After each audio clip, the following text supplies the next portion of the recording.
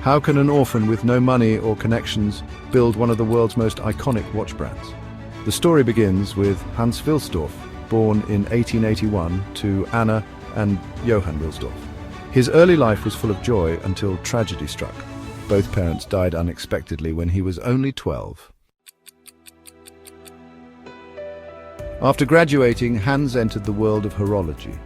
He began his career at Kuno Korten in Switzerland, a major exporter and manufacturer of pocket watches. Although his daily tasks were routine, he developed an obsession with crafting the perfect timepiece. The intricate world of watch construction fascinated him, and his experience laid the groundwork for his future ambitions. In 1903, moving to London allowed Hans to gain vital business insights. Working in a role focused on securing new sales and clients, he discovered that success wasn't built on technical excellence alone. It also relied on masterful marketing and a compelling brand identity. At just 24 years old in 1905, Hans took a daring leap. With the modest savings he had acquired and essential funding from his brother-in-law Alfred Davis, he co-founded the Wilsdorf and Davis Company. Together, they began importing watches from Switzerland to sell across the UK. At a time when pocket watches reigned supreme and wristwatches were dismissed as mere women's jewellery, Hans bet on the future. Convinced of the convenience and elegance of the wristwatch, he risked the company's capital on what became one of the largest orders of wristwatches ever placed. He immersed himself in the art of watchmaking, learning from master craftsmen and securing Swiss-made movements to power his designs. Yet it wasn't just quality that mattered. Brand recognition was key. Legend has it that after experimenting with random letter combinations, inspiration struck while Hans was riding to work. A genie whispered the name Rolex. Whether myth or marketing lore, the name fit perfectly, short, memorable, and effortlessly elegant, and so Rolex was born. A few years later, the company was rebranded as Rolex Watch Corporation Limited, and sales began to soar. In 1910, Rolex became the first wristwatch to earn the Swiss Certificate of Precision, and by 1914 it received a Class A rating from the British Kew Observatory, a distinction no other wristwatch had achieved. These accolades cemented its growing reputation for quality. However, 1914 brought the turmoil of World War I. With Germany as Britain's enemy and Hans's German name and accent drawing suspicion, the challenges mounted. Additionally, the British government imposed a 33% import duty on luxury goods. To mitigate these obstacles and gain tax advantages, Hans moved Rolex's headquarters to neutral Switzerland. While many watch companies faltered during wartime, Rolex thrived, becoming the favored choice of the military for its reliability and convenience. Hans's genius wasn't confined to watchmaking, it extended to marketing.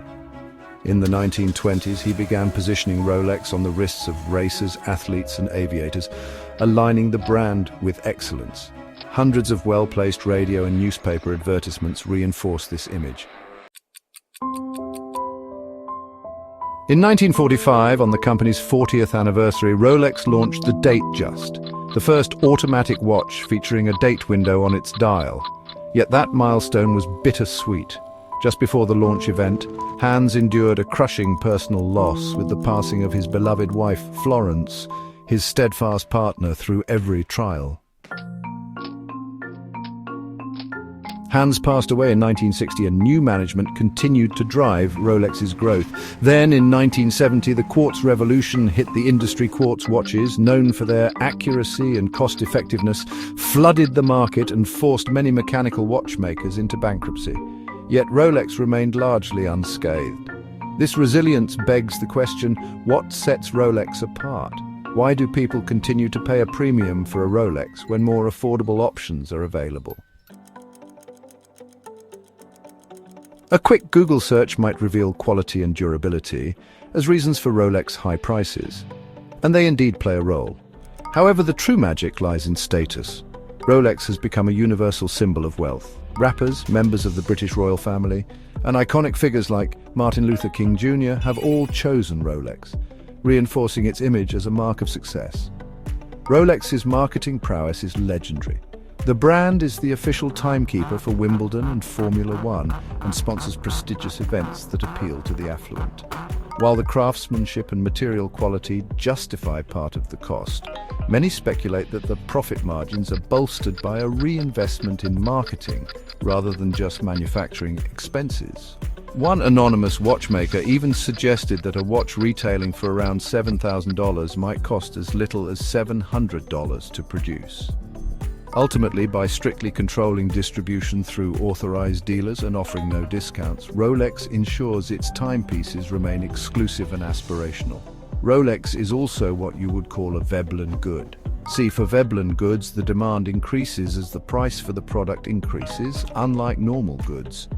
Should the price of a Veblen good decrease, the demands tend to decrease. This is because Veblen goods are meant for status. As a result, making them more affordable and accessible contradicts their purpose. At some time back, recognizing that many aspirants could not afford a Rolex, Hans introduced Tudor, a more accessible brand that retained much of Rolex's style and quality. This clever dual-brand strategy allowed Rolex to protect its prestigious image while still capturing a broader market. Because of this maintained level of prestige and status, Rolex wristwatches have been able to maintain their premium value throughout time. From the depths of personal loss to daring innovation and strategic brilliance, Hans Wilsdorf transformed the landscape of watchmaking. His blend of technical mastery, relentless marketing, and unwavering vision forged a brand that not only outlasted tumultuous economic and technological shifts, but also redefined what luxury means in the modern world. Every tick of a Rolex is more than a measure of time. It's a testament to resilience, ambition, and the timeless allure of excellence. Today, Rolex stands as a symbol of status and aspiration. It reminds us that true luxury is built not only on quality, but also on the story behind the brand, a story of overcoming odds, setting trends, and continuously inspiring the world.